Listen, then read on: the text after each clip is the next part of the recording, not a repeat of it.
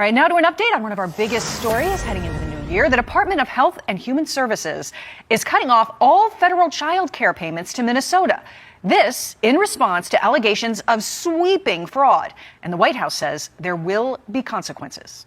This is a top priority for the administration. The Department of Justice, as we speak, is continuing to execute search warrants and subpoenas. People will be in handcuffs as a result of the fraud that Governor Walz has allowed to occur for many, many years. Well, a YouTuber who made a viral video on the scandal was seen squaring off with protesters outside of a daycare center. We have Garrett Tenney. He has more on all of this from Chicago. Good morning, Garrett. Molly, good morning to you. This is a big move by HHS. It adds to the several other federal agencies that have already paused funding for Minnesota over those concerns of fraud. So now the $185 million a year that HHS provides the state for childcare is on hold. And starting immediately, the agency says the rubber stamping of payments through its administration for children and families is over. Every payment will now require a justification and a receipt or photo evidence before a state can receive that funding. The ACF Assistant Secretary says the pause on funding is necessary until we know how rampant the fraud in the child care space really is. Any dollar stolen by fraudsters is stolen from those children. Yesterday, I spoke directly with the director of the Minnesota Child Care Services Office. She could not tell me with confidence whether those allegations of fraud are isolated or whether there's fraud stretching statewide. HHS is also setting up a nationwide hotline for folks to report suspected fraud in the child care space wherever they are. And the agency is also demanding Minnesota Governor Tim Walz turn over detailed records on the daycare centers highlighted in Nick Shirley's viral video. Yesterday, the YouTuber was back outside the Quality Learning Center, where he was confronted by a small group that was not happy about what he's doing there. You're not going to believe what's in it. This was all day yesterday. Hundreds of cars lined up along Cedar Avenue, honking, screaming, swearing, threatening us. It's crazy what's happening here in Minnesota. People work way too hard for billions of dollars, whether it's a Republican doing the fraud or a Democrat doing the fraud. Fraud is fraud, so we should hold each and every single person accountable for it. And you'll remember the sign of the Quality Learning Center that had misspelled learning a few days ago. Well, that sign is now fixed. As federal officials say, hundreds of investigators from the FBI, DHS, and ICE are now digging into all of the fraud schemes that have allegedly been taking place in Minnesota now for years. Molly? Yeah, a lot of questions to come. Systemic issues at hand. I wonder who paid to fix the sign. Garrett, thank you very much. Garrett Tenney, we appreciate it. Mike?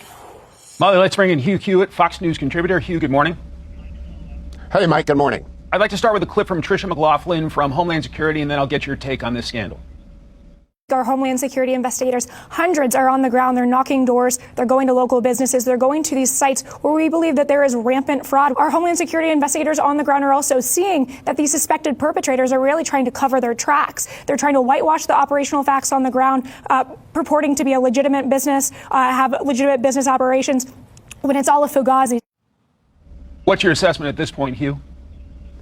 Well, Mike, it is sort of like octopuses wrestling. It began in 2021. It picked up a lot of speed late last year when 78 people were indicted, 52 were convicted. Scott Johnson over at Powerline has been covering this for a few years, but now it's ramped up even more because of the Nick Shirley YouTube video and Director Patel of the FBI surging these resources as well as DHS into Minnesota. It is alleged by First Assistant United States Attorney Joe Thompson, who's a career federal prosecutor, that of the $18 billion that flowed into Minnesota over the past 7 years, more than half is probably gone into fraud. So $9 billion. 9B with $1 billion is missing. So that will require an extraordinary forensic accounting and a great deal of investigation into finding out where it went. But I think we're going to find it's centered in the Somali community of about 80,000 people in Minnesota. Half of them are American citizens. Most of them are naturalized American citizens of the remainers. So it's going to go on for years. But the political fallout is hitting Tim Walz very heavily as demands for his resignation grow and his reelection campaign is in danger. His strategy is puzzling. Tim Walz keeps blaming President Trump. Let's put that on the screen. Quote, "This is Trump's long game. We've spent years cracking down on fraudsters. It's a serious issue, but this has been his plan all along." He's politicizing the issue to defund programs that help Minnesotans. Is that deflection 101? Blame the president? That is, and I played on my radio show the other day, Mike. Governor Walz has had about 24 different excuses. And I've said it on the program before. Not my dog, it didn't bite you, besides you kicked him first. What is amazing to me is that Eric Holder did the vetting of Mike Walz for Kamala Harris, and he never brought this up. And it's been hiding in plain sight. It took a YouTube video to get to 100 million people. And Eric Holder couldn't find when he was supposed to be finding the person who should be next in line to the presidency. It's really quite astonishing. And then there's Ilhan Omar, Congresswoman, who seems to be taking a victory lap on social media saying, I'm grateful every day to represent the people of Minnesota's 5th District. I came to Congress on a promise of co-governance, and it's been my honor to work with you all to deliver these wins for Minnesota. Together, we're building a brighter future for our communities. And yet, if she's that plugged into the community, shouldn't she have been sounding the alarm years ago? Yes, and the whole approach of nothing to see here, keep on moving, there's nothing to discuss, will not work. And by the way, it's not going to stay in Minnesota, Mike. There are fraudsters who are connected to other fraudsters across the United States. Since this is primarily centered in the Somali community thus far in Minnesota, about 80,000 people, I would look to Washington State, Columbus, Ohio, Lewiston, Maine. There are other places where Somali refugees have settled over the last 25 years.